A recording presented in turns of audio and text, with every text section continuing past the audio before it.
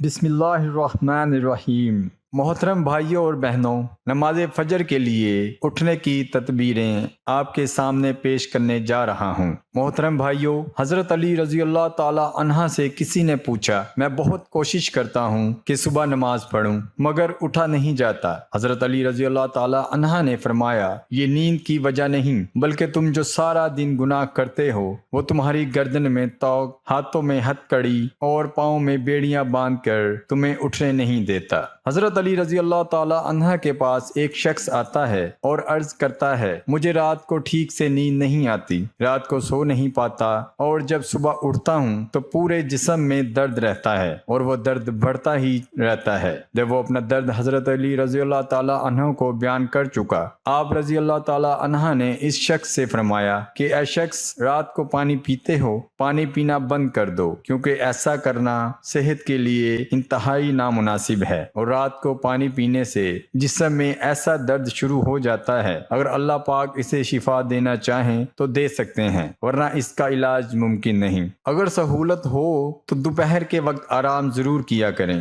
یہ سنت ہے اور اس سے فجر میں اٹھنے میں بڑی مدد ملتی ہے۔ رات کا کھانا جلد کھائیں اور کم کھایا کریں، رات کو پانی نہ پئیں، اگر شدید ضرورت ہو تو کم سے کم پانی پئیں، رات کو جلد سو جائیں، رات کو سونے کے مسنون اعمال کر کے سویا کریں، کسی سے صبح اٹھانے کے لیے کہہ کر سویا کریں، الارم لگا کر سوئیں اور الارم کو اتنا دور رکھیں کہ اسے بند کرنے کے لیے اٹھ کر چل کر جانا پڑے۔ جیسے ہی آنکھ کھلے تو دونوں ہاتھوں سے چہرے کو دیر تک اچھی طرح ملیں، یہ عمل معافی کی سنت ہے۔ نیند سے بیداری پر ہمت کر کے فوراً اٹھ کھڑے ہوں، نفس کے اس تقاضے پر عمل نہ کریں کہ ابھی تھوڑی دیر اور آرام کر لیتے ہیں پھر اٹھ جائیں گے، اس طرح نماز قضا ہو جاتی ہے۔ اللہ سے مدد مانگتے رہا کریں، فجر میں اٹھنے کا پختہ ارادہ کر لیا کریں، اندرونی الارم لگائیے، یعنی دل میں بھی اللہ کی محبت پیدا کریں، اللہ کا ذکر کیا کریں۔ رسول اللہ صلی اللہ علیہ وآلہ وسلم نے فرمایا کہ جس نے فجر کی ایک رکعت جماعت کے ساتھ سورج نکلنے سے پہلے پا لی، اس نے فجر کی نماز با جماعت کا ثواب پا لیا، اور جس نے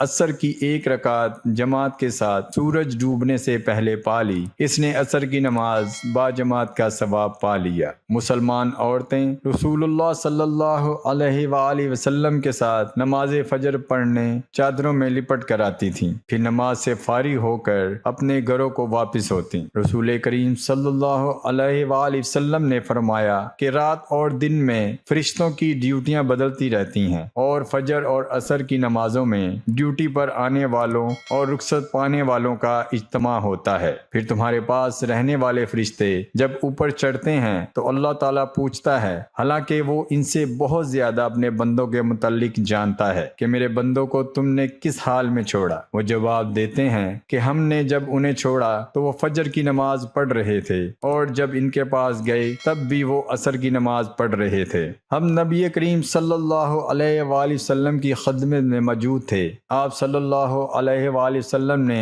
چاند پر ایک نظر ڈالی، پھر فرمایا کہ تم اپنے رب کو آخرت میں اس طرح دیکھو گے جیسے اس چاند کو اب دیکھ رہے ہو، اس کے دیکھنے میں تم کو کوئی زحمت بھی نہیں ہوگی، بس اگر تم ایسا کر سکتے ہو کہ سورج طلوع ہونے سے پہلے والی نماز فجر اور سورج غروب ہونے سے پہلے والی نماز عصر سے تمہیں کوئی چیز روک نہ سکے تو ایسا ضرور کرو۔ پھر آپ صلی اللہ علیہ وآلہ وسلم نے یہ آیت تلاوت فرمائی کہ پس اپنے مالک کی حمد و تسبیح کر سورج طلوع ہونے اور غروب ہونے سے پہلے۔ اسماعیل راوی حدیث نے کہا کہ عصر اور فجر کی نمازیں تم سے چھوٹنے نہ پائیں، ان کا ہمیشہ خاص طور پر دھیان رکھو۔ میرے سامنے چند معتبر حضرات نے گواہی دی، جن میں سب سے زیادہ معتبر میرے نزدیک حضرت عمر رضی اللہ تعالی عنہ تھے، کہ نبی صلی اللہ علیہ وآلہ وسلم نے فجر کی نماز کے بعد سورج بلند ہونے تک اور عصر کی نماز کے بعد سورج ڈوبنے تک نماز پڑھنے سے منع فرمایا۔ ابن عباس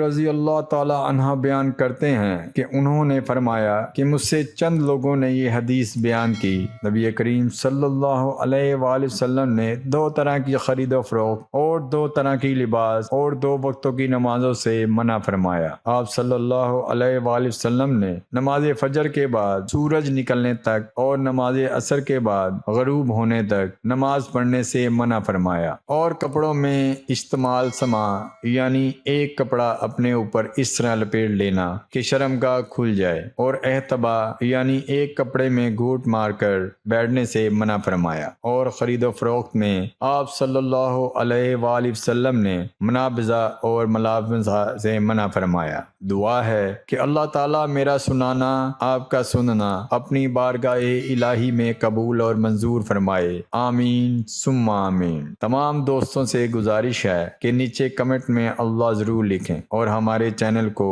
ضرور سبسکرائب کریں۔